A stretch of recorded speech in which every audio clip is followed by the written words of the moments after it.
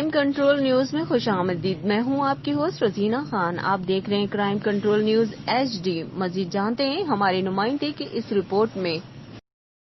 جی بالکل، تھانہ امروٹ کی حدود میں 6 مسلح افراد کا 30 سالہ نوجوان پر وحشیانہ تشدد. زخمی ثناء اللہ کو رورل ہیلتھ سینٹر امروٹ میں داخل کروا دیا گیا. بازوؤں اور ٹانگوں پر تشدد کے واضح نشانات. سر پھاڑ دیا، سر پر کئی ٹانکے لگے.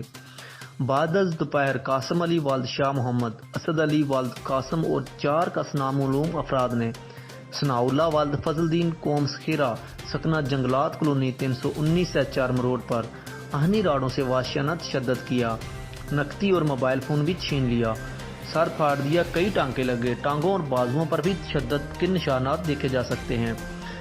نقشہ مضروبی کے بعد رورل ہیلتھ سینٹر امروٹ میں زیر علاج وجہ ناد معلوم نہ ہو سکی. یہ واقعہ تھانہ امروٹ تحصیل کوٹ عباس ضلع بہاول نگر کی حدود میں پیش آیا. مزید خبروں اور اپڈیٹ کے لیے دیکھتے رہیں crime control Urdu news HD. اللہ حافظ.